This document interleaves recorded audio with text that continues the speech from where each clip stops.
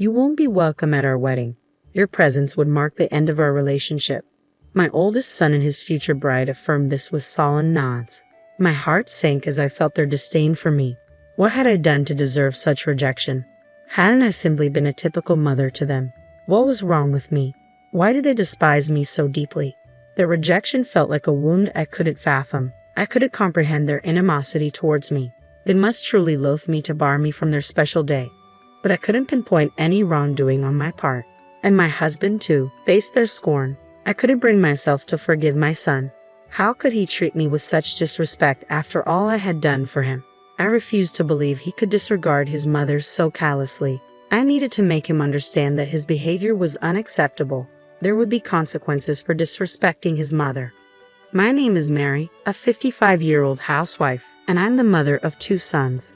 David, our eldest, now holds a prestigious position in a Tokyo-based company, while Tom, our second son, prefers the quiet life, working diligently at a local manufacturing firm. Once close, the bond between the brothers has frayed over time, with David developing a distaste for Tom. He subjected Tom to public humiliation and bullying, even after my reprimands failed to curb his behavior.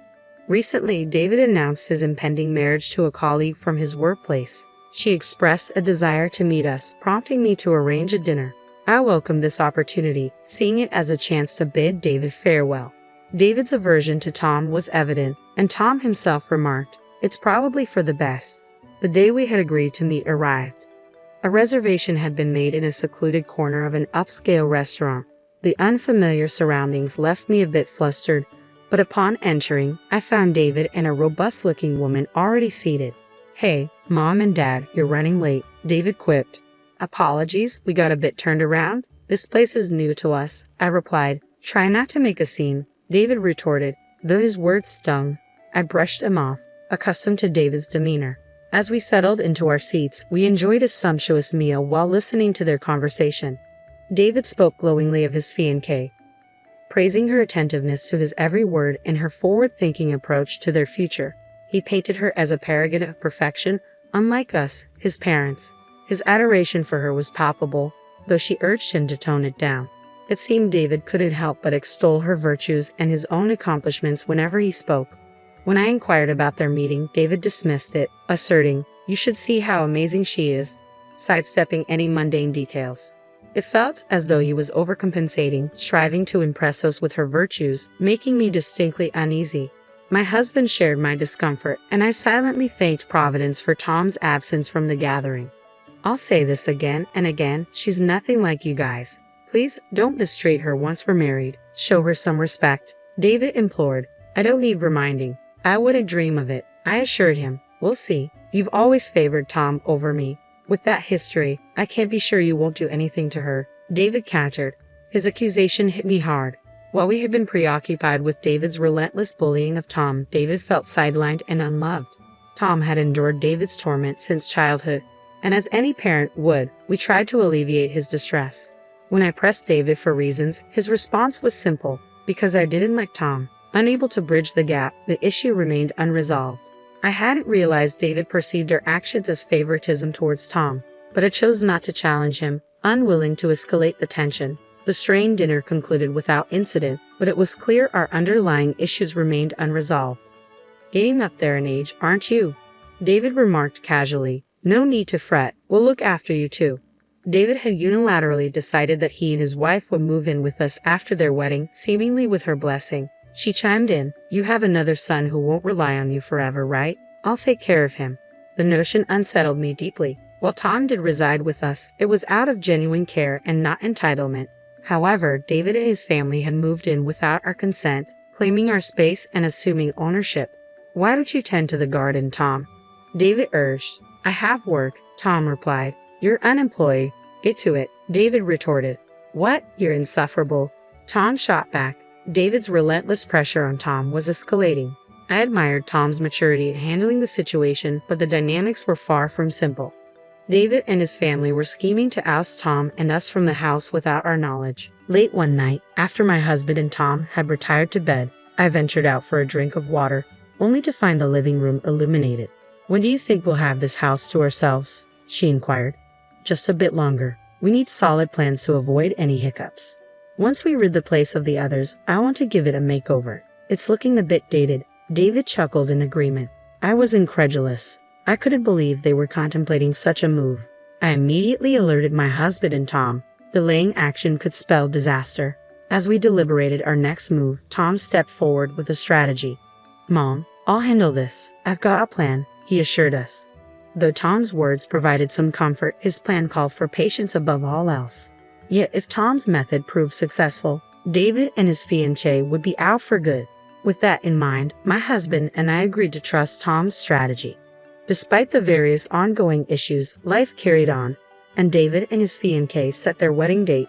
They opted for a luxurious venue nearby, which surprised us as we had initially thought a countryside setting would suffice. "It's a bit steep, but with our earnings, we can manage," David remarked with a smirk that irked me, though I held my tongue. Despite David's continued jabs at Tom, Tom's composed demeanor seemed to weather the storm. When the couple summoned us to discuss the wedding plans, we were met with an outrageous request. "Please refrain from attending our wedding. It would jeopardize our relationship," they declared. I was dumbfounded by their words, but managed to compose myself enough to ask David, "Are you sure? Why the sudden change?" "I'm afraid of you both. I don't want you there," David insisted, feeding tears in response to my inquiry. "I'm warning you, our relationship will be over if you show up. Isn't that what you want anyway? Am I not your terrible son?" David pointed accusingly at Tom, leaving Tom speechless.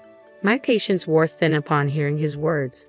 "That's enough, David. You've been tormenting Tom for far too long. Why are you behaving like this? Your siblings stopped treating him so poorly," I interjected, addressing David's bullying. David and his wife turned their gaze towards me as I spoke. "You have no right to criticize me. You've been fooled by Tom's charades and coddled him. You've always favored him," David retorted. "Because you mistreat your younger brother," I countered. "Isn't that just an excuse? You couldn't resist Tom's charm because he's so adorable." "That's not fair," David snapped back. Despite my reassurances that I didn't favor Tom, David refused to listen. Why couldn't he see that his own actions led to this situation? Why wouldn't he even consider it? David is my son, and despite his behavior, I felt a maternal obligation towards him, but that sentiment was fading fast. At that moment, I made the difficult choice to disengage from my son. "Fine then, I will be attending the wedding," I declared, washing my hands of the matter. Tom and my husband exchanged wide-eyed glances, while David and his companion seemed content with my decision. "Are you sure about this? You'll regret it," I cautioned. "No, we won't regret it. The best weddings are those free from distractions," David confidently replied. Their cheers contrasted with the heaviness in our hearts. There was no point attending a wedding where we weren't welcome. Eventually, our family reached the decision to abstain from the ceremony.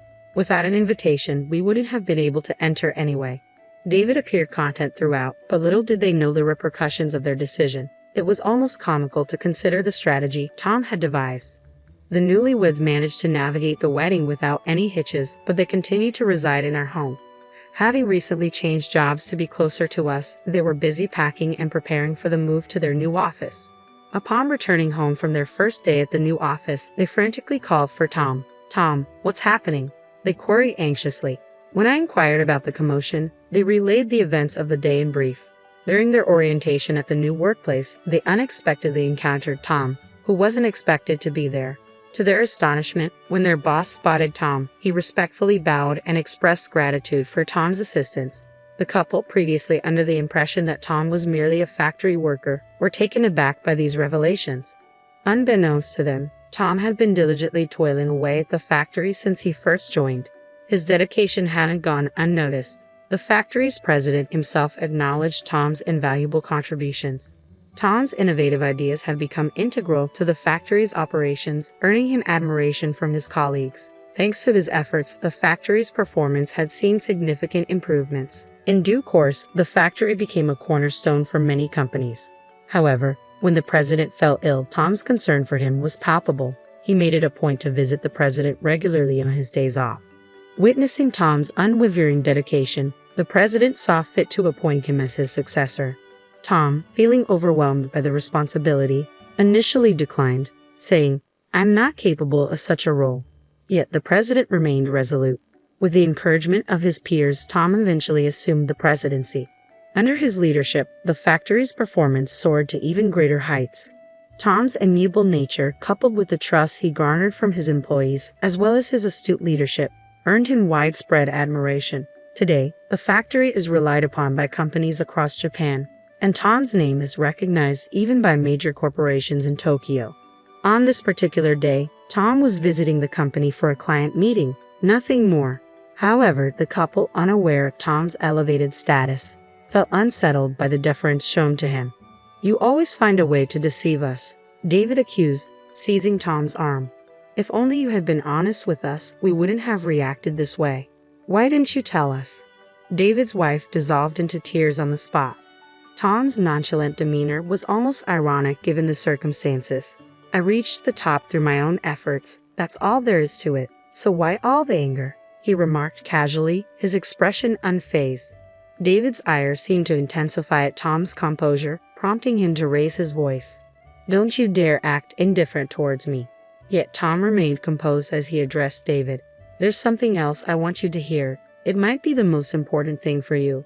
Through some effort, we managed to calm David and his wife and coax them into taking a seat. Tom, having retrieved something from his room, returned and began to narrate the story. "Firstly, take a look at this," Tom announced, spreading several photographs across the table. They depicted David's wife alongside a man in elegant attire, unmistakably capturing scenes of her infidelity. David's reaction was immediate. He erupted into shouts while his wife trembled, unsure of how to respond. "She's soon to be my sister-in-law, so I did some digging beforehand, and this is what I found," Tom explained calmly, gesturing to the incriminating evidence. "With this much evidence, there's no denying the truth," he added, prompting David's wife to bow her head in remorse.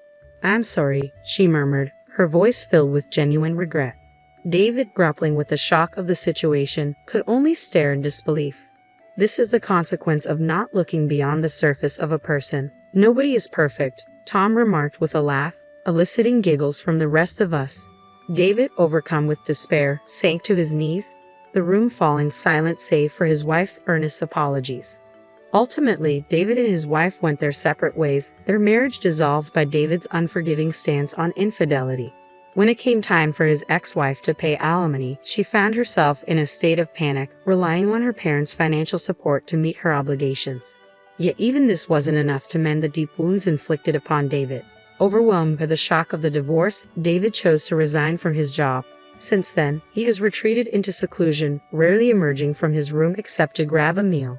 However, whenever Tom was around, David would recoil in fear, as if haunted by the memory of their confrontation. It appears that since that incident, David has developed a fear of Tom. The family had deliberated extensively on what to do about David. Ultimately, they reached a unanimous decision to sever ties with him in the near future. It pained them to contemplate such a drastic step, but David's selfish behavior left them feeling unable to forgive him. Several months later, David was ousted from the household. In his final moments there, he pleaded for forgiveness, but by then, he no longer seemed like family to them, and his expulsion felt like a natural consequence. Meanwhile, the remaining 3 members of the family now enjoy a carefree existence without anyone hindering their peace. Though her husband has retired, they face no financial struggles, thanks to Tom's hard work. She harbors a deep desire to ensure Tom's happiness and security for as long as she lives. Tom is set to tie the knot soon with his longtime girlfriend, a colleague from their workplace. Their relationship has flourished over several years, and the prospect of her precious son's wedding fills her with anticipation and joy.